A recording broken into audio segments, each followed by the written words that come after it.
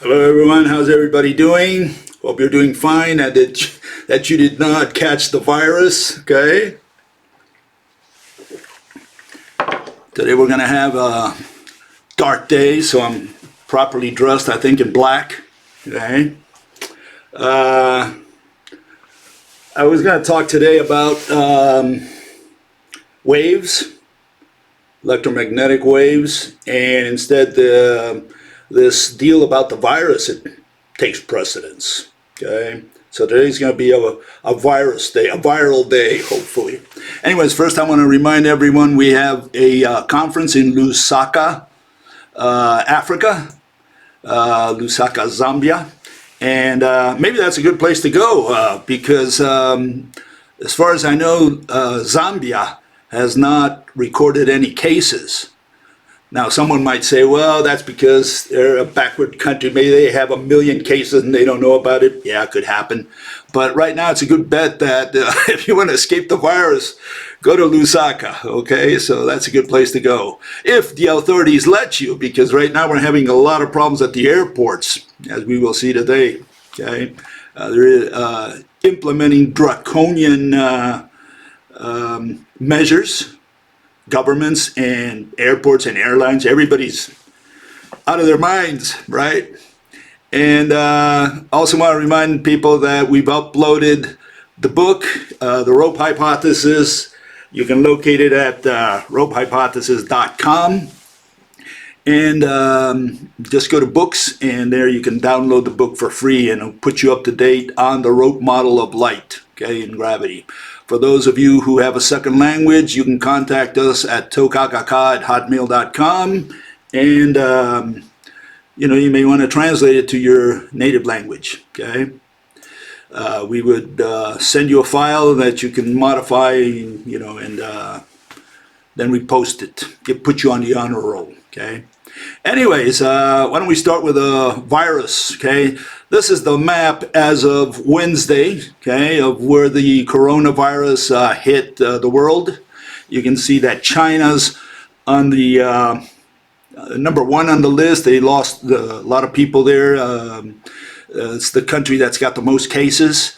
Then you have other countries such as Japan, Iran, countries in Central Europe and the United States, which are catching up, let's say, okay? That was on Wednesday, okay? What happened today, March 15? Well, I don't know if it's spread a little more or if it's simply the fact that we don't have enough information, okay? So we don't really know what's going on. All we know, there are cases out there. We don't know how dangerous it is because at least more than half of the people who caught the virus surpassed it. In other words, apparently more people survive the virus than die of it. It's old people like me who die, okay, which may not be so bad, I mean, for those of you who heard Logan's Run, there was a movie on this case where they had this ideal society or futuristic society where the young people had to die at the age of 30, because at the age of 30 you were considered to be an old man. And so this allowed the new generation to move up into those positions, into those new jobs, etc. And they kept their population overall always young. And the problem today are the old people. Me. See, if you could get us out of the way, all the old workers, then the young workers could take their positions and we would have you would think, a progressive society. But it's the old folks that are causing this bottleneck for the new generation, okay? And also because of that, the new generation doesn't have money. They don't have much of a future, a lot of them. And so they don't produce kids, they don't get married, they don't produce kids, and so the population becomes older and older and older in general, okay? And so we call that the overturning of the population pyramid, or the overturning of the demographic pyramid, okay? Okay, here's a rundown what happened because of that. That was the health part, the virus taking over the world, right? One person here, another there. the panic it caused far surpasses the death capabilities of the virus itself. Here you see Yahoo Finance. This is what they had on Friday, okay? And it shows that, stock markets go crazy. They looked at the economic consequences. Airlines suspend flights to China. Streets are deserted. Theaters, restaurants, that's all gone. Nobody goes to travel anymore. Stock market falls, okay? And especially the big five, or some of the big players, okay? They're all going down. And so you say, here you have this little bug, and look at all the disaster it's caused. Is it because the bug is so lethal it's killing millions? No. So far, we can say that a drop of water in the ocean has occurred. This bug killed, 4,000, 5,000 people in the world. 100 and some thousand people caught it. And we are 8 billion people on the planet.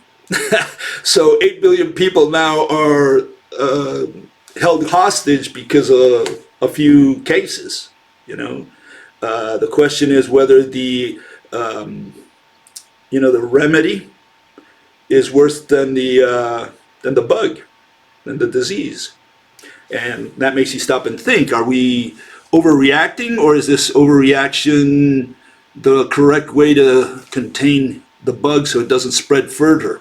Or should we allow it to kill people, and whoever survives, survives, and we don't mess around with the economy at least, because maybe the economy kills us before the bug does. Okay, that's the issue.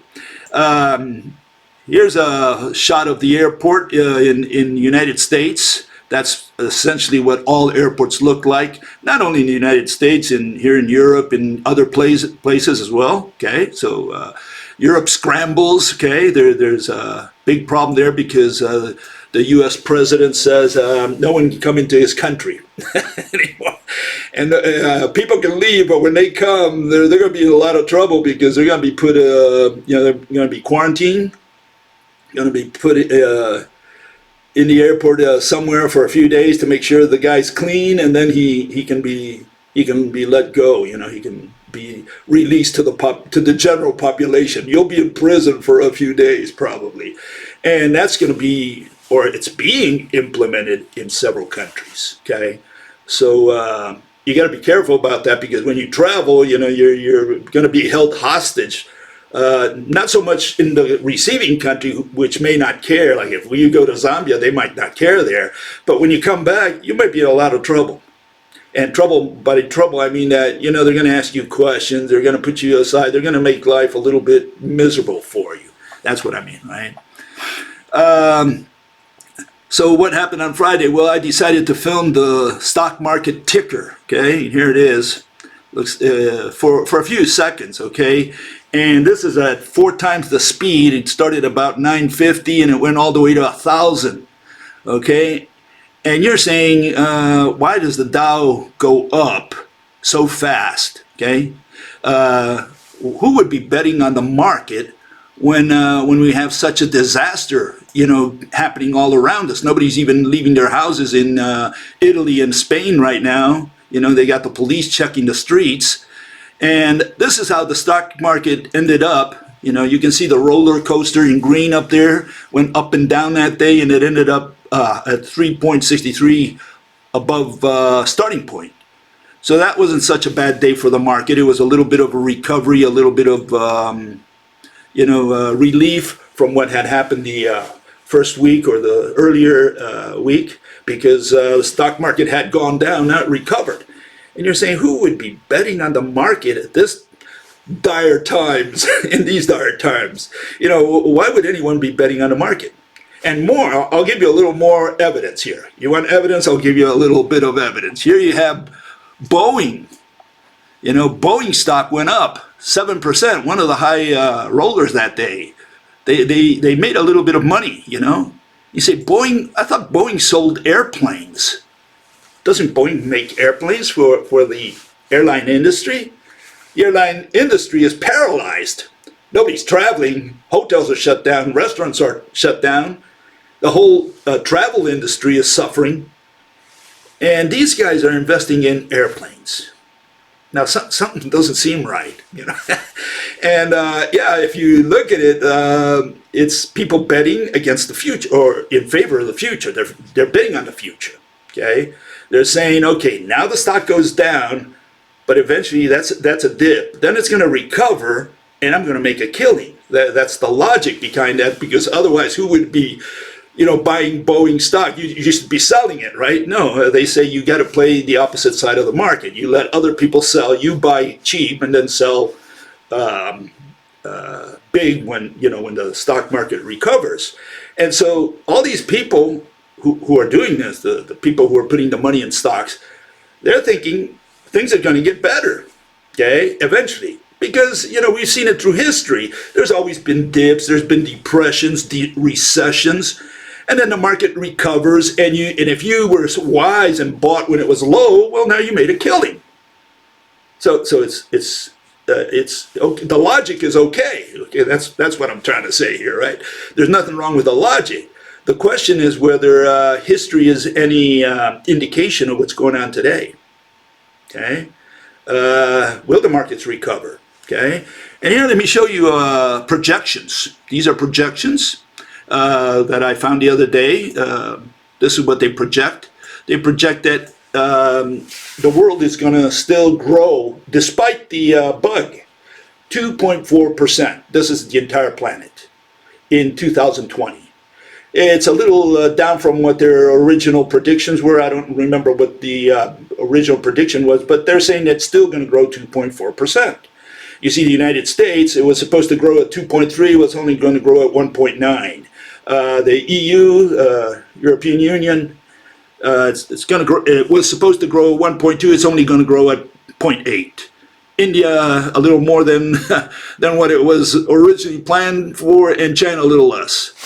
So people are projecting that the world is still going to go up as far as the values, what we're going to produce, the economic growth of the planet.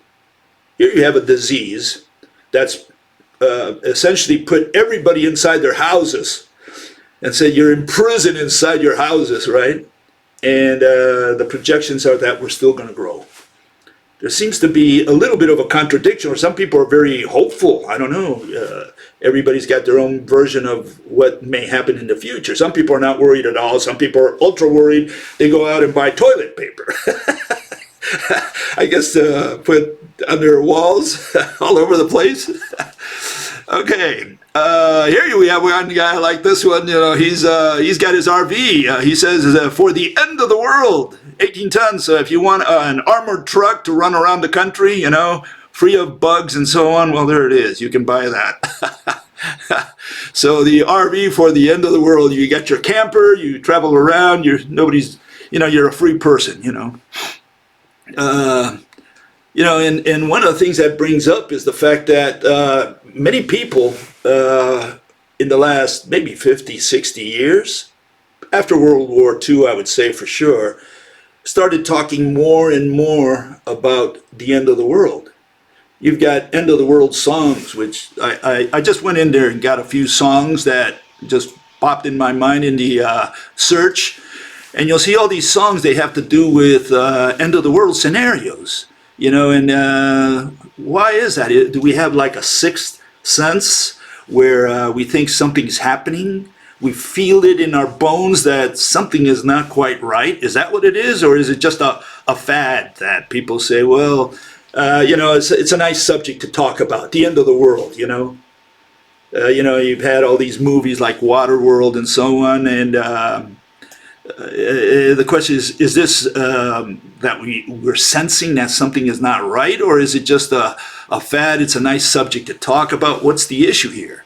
I mean, you had people talk about like the end of the world when the first 1,000 years of the Christian era came, were approaching. They said, oh, the 1,000 years, the millennium, we're going to have Jesus Christ come back to earth. And then we had the year, the year 2000, the second millennium. A lot of people committed suicide and so on, you know, okay.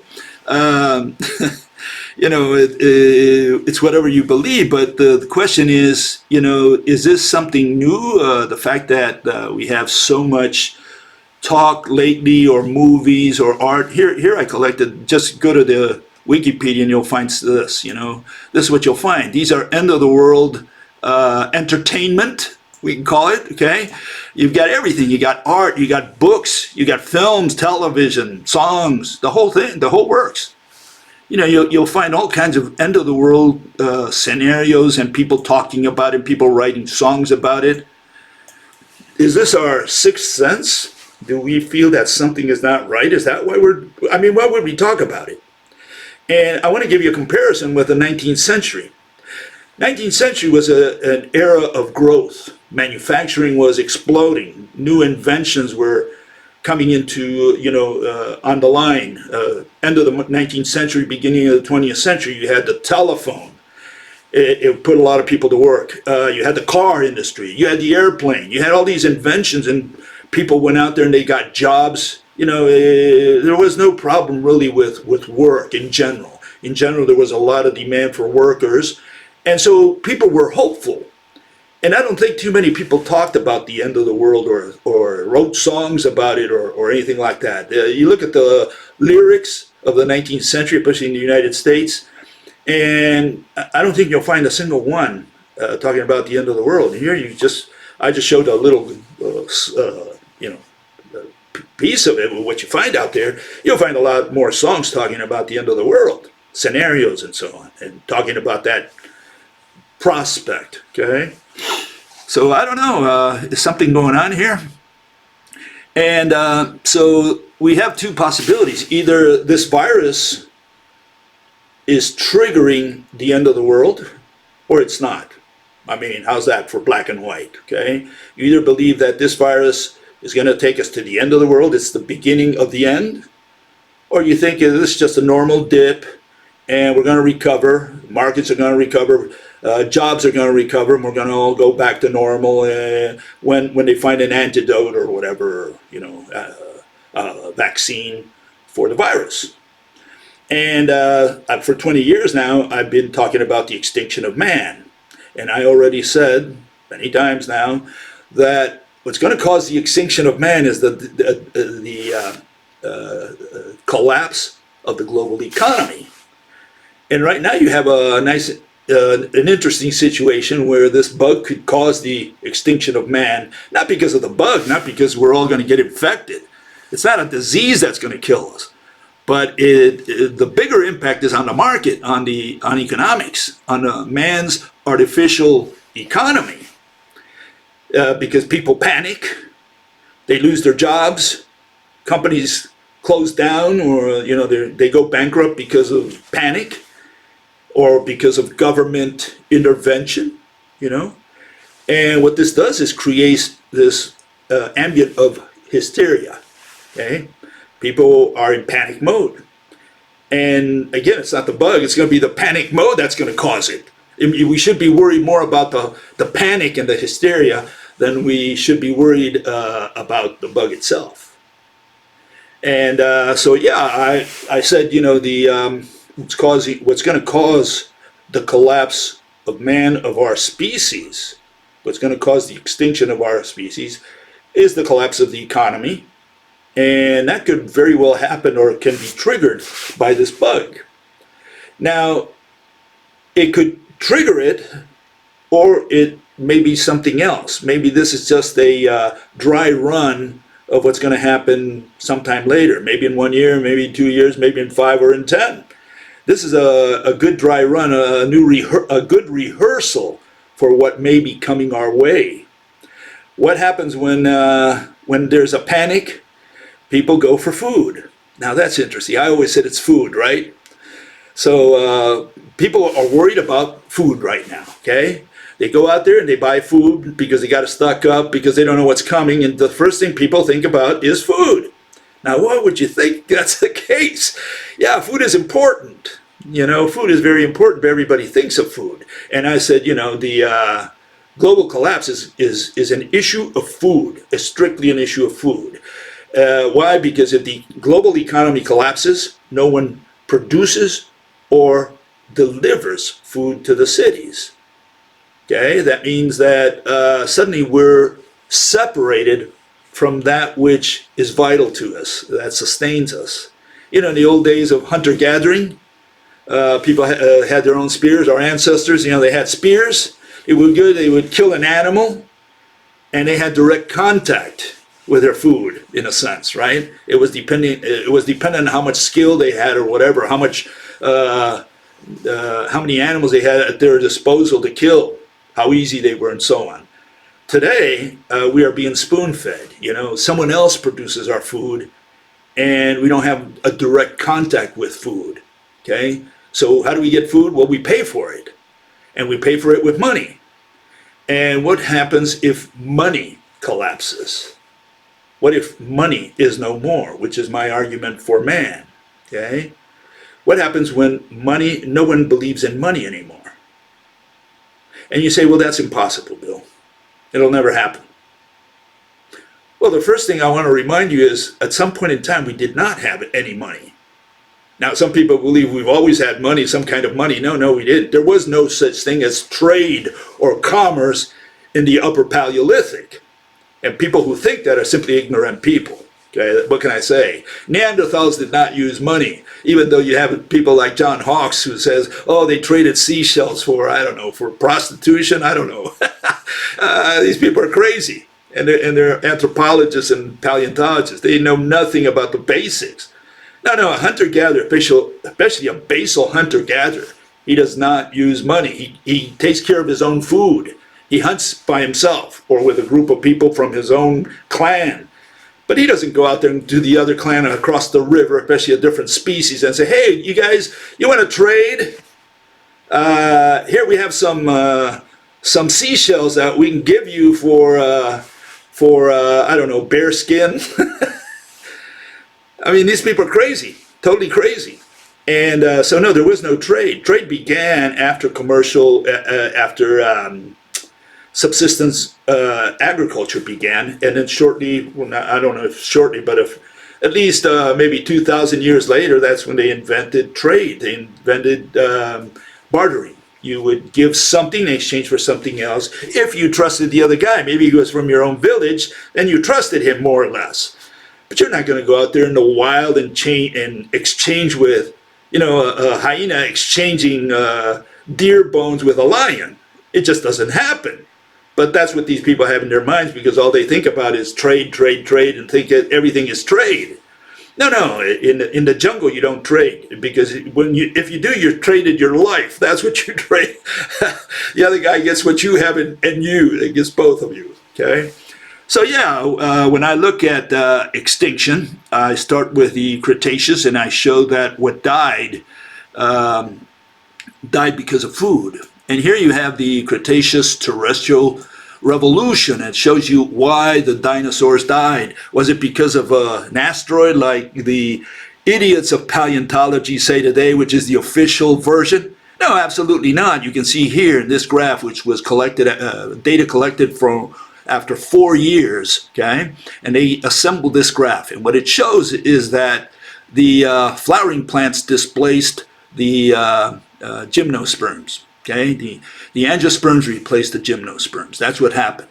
Over a long period of time, these are millions of years, right? And you can see the number of species expanded, and also the number of the quantity for each species.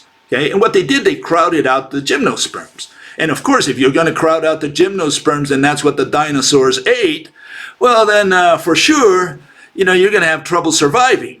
And so what happened, these animals were big, they were eating these things that the grasses were taking over the land and squeezing them out. And that's going to cause at some point the extinction of the animals that depended on the conifers for such a long time, which developed a symbiotic relationship with the conifers. That explains much better why the dinosaurs died. And if you go throughout the history of life on Earth, you'll find the same pattern I mean, don't take my word for it. Just do a little research and you'll find out what died were the old species. In the case of the dinosaurs, what died were the old species. Okay, the ones on the left, they were the dinosaurs, right?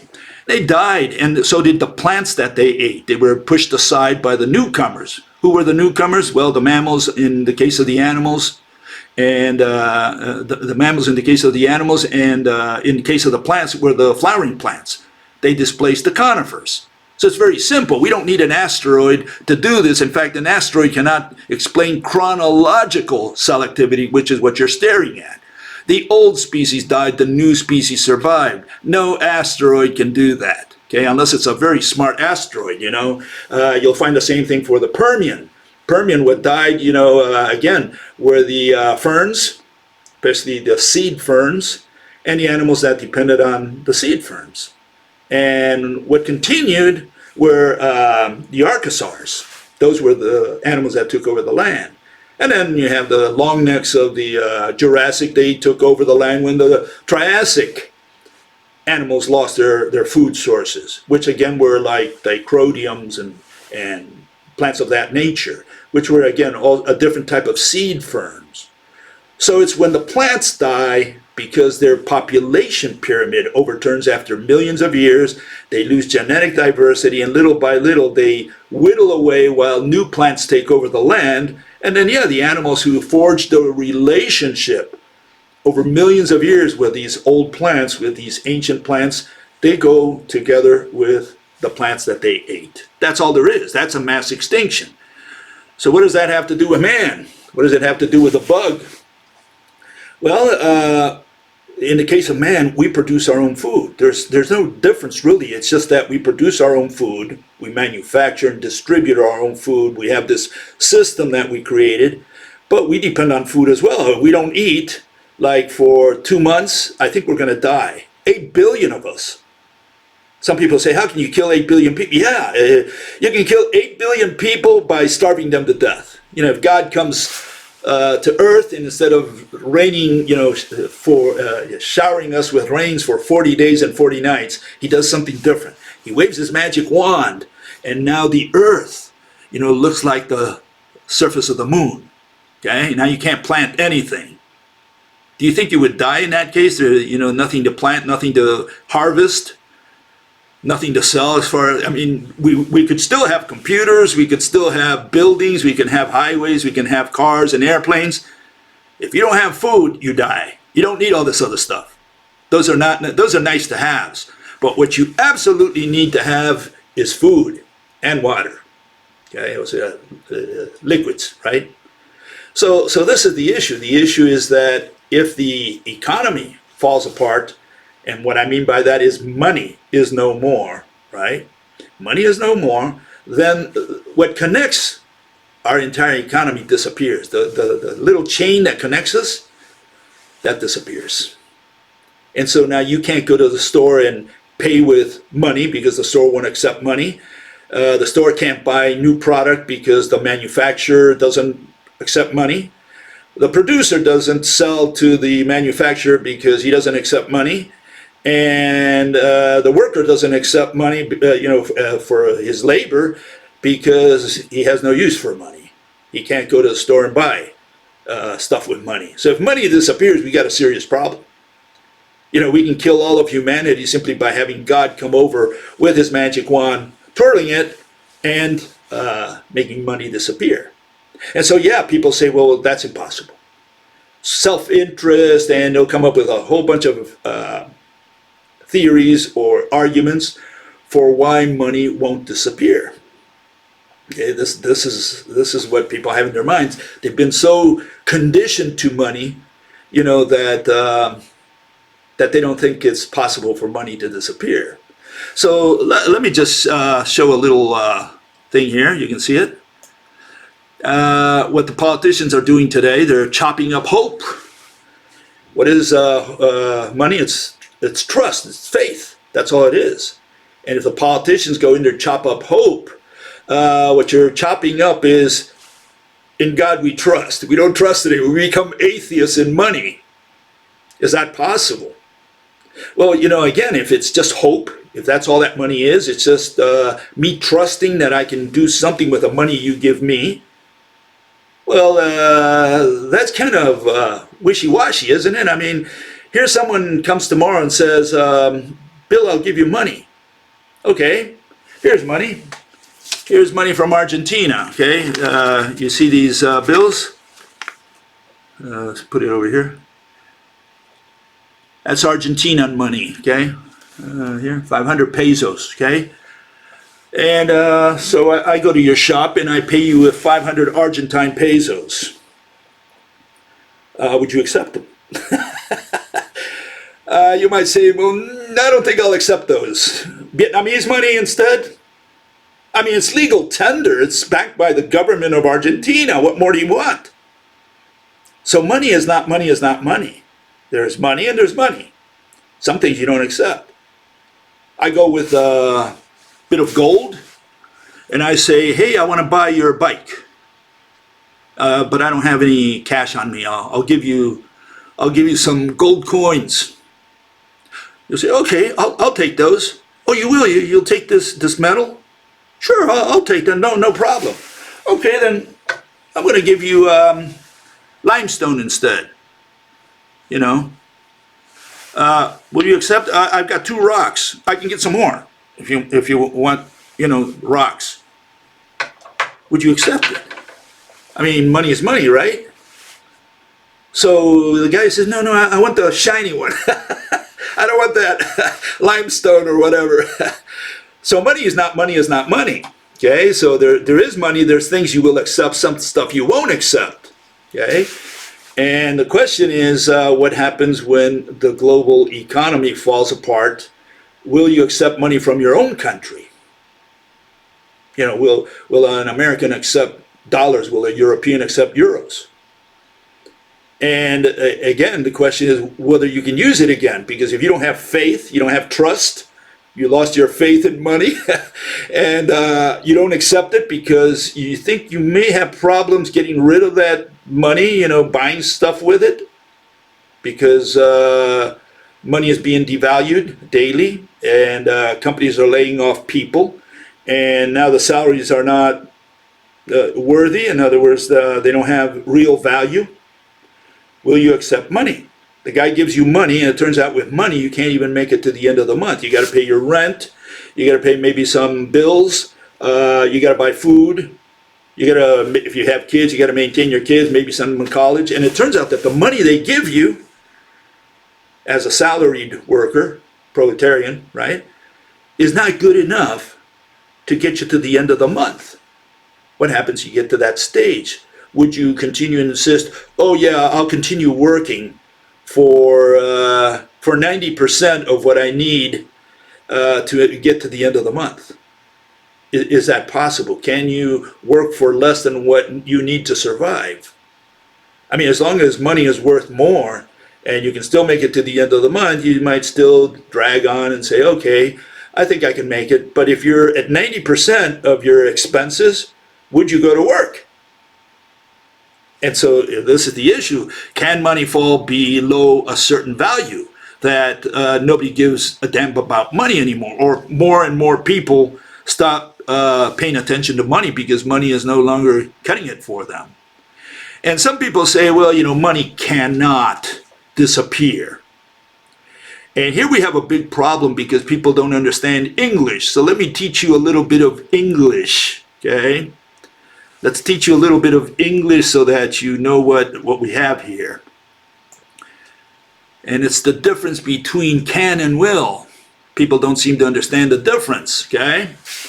Can has to do with possible. Will has to do with probable. Can I destroy money? Yeah, I can. I get a match, put a dollar bill, and I burn it. I can make money disappear. I can burn it. I can kill it. I can also press the button on the computer, wipe out a bank account. Suddenly I got rid of a whole bunch of money. Or I can go to Bill Gates' account, you know, hack it, and say, Bill, you know, all those, my brother, Bill Gates, all those billions of dollars you had in stocks, blick, one button, no more. So how much is Bill Gates worth the next morning when he finds out his entire stock has been wiped clean? Okay? So we can destroy money. Can. Possible. Okay? Just like there was a time when we never had money, a long time ago, thousands of years ago. In the same way, we can end up with not having money, or because money disappears, money collapses. We lose our faith in money or whatever. So can, yes, we can. We're talking about can here, about whether it's possible. And people say, no, but see, what people do for their own self-interest and blah, blah, blah, blah, blah. No, that's the second one. That's will. That's probable, whether they will or not. It's like, I got a dollar bill. Can I burn it? Yeah, I can burn it. Will I burn it? That's a separate issue. For self-interest, I may not burn it because I say, well, I can buy something with it. I can get something with $1. That's different than saying I cannot burn it. Okay? So people are confusing the self-interest, and they start introducing issues of will, of probability, versus issue of can and possibility. The first thing we have to accept is that it's possible to kill money. It's possible, physically possible. Okay, you can wipe out money through the internet. You can do a lot of things with money. Governments can tomorrow wipe out money. Sometimes you would think they're doing exactly that. I mean, if the Fed suddenly increases the money supply, doubles it or whatever, it can do that. They can. Will they do that? That's a separate issue. But they can. And if they double the money supply, maybe money's not worth much anymore. Or they can do something even worse. They can give everybody $1 million. How's that for destroying money? They give everybody in the country $1 million. Everybody's a millionaire now. Now, wouldn't that be great? Well, I don't know. Maybe it's not, because if everybody's got $1 million, maybe at least half of them, if not more, will not go to work anymore. They say, well, I don't need to work. I'm going to go on vacation. And so you're going to pay for services that you're not going to get because that person also went on vacation. Everybody goes on vacation. And suddenly nobody goes to work. And everybody's a millionaire. The great world, we're all millionaires. And here we all have $1 million and we can't do anything with it. So can we destroy money? Yeah, there are many ways to destroy money and make sure that money is no more. And I'm talking about can, possibility. People don't always understand that. They immediately run with their minds into probability, and they think they have an antidote to can, to possibility. So let's get that straight. We can destroy money. If we put all our heads together, huddle, we're going to say tomorrow money is no more. We can do that if we want. Will we do it? That's a separate issue. And people raise issues of probability, of self-interest, of that nature, right? But here, that's not the argument. That's not the argument I'm raising. I'm not saying that it's an issue of whether we will do it purposely, like, deliberately. Were we going to go in there and say we're going to destroy money, the Fed is going to double the money or give everybody $1 million? No, that's not what I'm saying. I'm saying there are certain situations where money simply, or context, right, where money has no value. Your ship sinks, okay? And so the entrepreneur, the money-conscious person, instead of going to the kitchen, grabbing what he might need on the island, no, he grabs the treasure chest and swims, with this treasure chest all the way to shore. Well, he's a millionaire on the island, but he's got nothing to eat. What is his money worth there? So context, I think, is to some degree quite important, You got to look at context. Are there situations where the circumstances determine that money is no more, whether you like it or not? It's not a question of whether you want money to disappear. It's an issue of it's imposed upon you because you have no choice. And just imagine if this virus continues, the coronavirus, right? And so the government now imposes more draconian measures, and private companies also. And I look at Spain, look at Italy, if you've heard a little bit about that. You go there now, the streets are policed. They won't allow you outside your street unless you have a reason to be on the streets. Like, you're going to buy groceries, okay, you might be allowed to go through. if you don't bribe the policeman. You have to bribe them maybe to get through. Maybe you're going to work because you got to go to work, and not everybody can work from home. Maybe you're going to the hospital. So there are a few situations under which you can leave your city, but everybody's under lockdown. You know, a lot of towns, and I guess the whole country in Spain is under lockdown, in Italy probably too. So the question is, this is imposed upon you. And if it's imposed like that by the force of arms in a democratic country, right, we might have a little bit of a problem, because that might affect the flow of goods, the free flow even of ideas, if you come to think of it, you know. You got to look at that possibility. And yeah, it could come to a point where a lot of people lose their jobs because companies shut down because nobody's buying or buying very little. So companies shut down, they lay off people. And because they lay off people, there's less income out there, less disposable income to act as a good democratic, freedom-loving consumer. Okay, and so you don't buy, another company shuts down, kicks off workers, and then the cycle continues. And here's the picture. It's called the chain reaction. Okay, this is the corona chain reaction. You know, corona strikes people. That's the starting point. So people react now. First, government says, "Oh, geez, we got to do something about this." So they put a lot of news. And the news is sensationalist. Headlines, oh, 2 people died in our country. Oh my God, let's shut down the country. You know, and so panic spreads. And then what happens, corporations lose revenue, especially, for example, tourism, right? And so in other words, what we're talking about is restaurants, what else? Shops, hotels, you know, airlines, so on. And so they lose revenue. Now they kick off work. They kick workers out, or they say, hey, why don't you take a leave of absence without pay? So now this guy has less money, and so he's got less money to spend, which means now the consumers stop buying. And then the cycle starts again. It goes back to the corporation losing more revenue, more workers lose their jobs, and fewer consumers buy things. So it's a chain reaction that is exponential, and it's self-feeding. It's a self-feeding mechanism. And so, yeah, you can have this situation where in a very short time, because of this exponential process, you just have one thing right after another, and the whole thing just collapses. And it doesn't even give you time to breathe. It doesn't give you time to take that deep breath to think about what's happening. So could it happen? Well, I think it could. Now, is it going to happen? Well, that's a separate issue. We got to wait and see what happens. But right now, it doesn't look very good.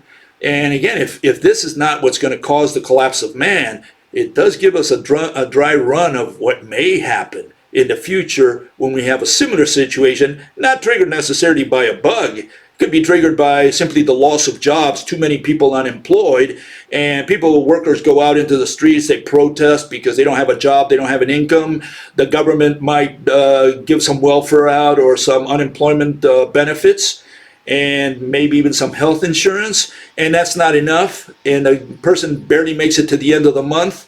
How do they do that? Well, they have to take away from the person who works, and that person now gets less money because, you know, he's got to support all these people who don't work. And at some point, there is a collapse of the economy because you can't keep having more and more unemployed people or making just barely enough to live. A lot of people clinging to the system through welfare, through unemployment, through retirement. Retirees are unemployed people, okay, housewives, etc., students. And so you have this mass of workers who are making less and less and less, and more people hanging on to them. And at some point, the system collapses. And at that point, what do I mean by that? I mean money is no more. And so you don't need a bug to produce that.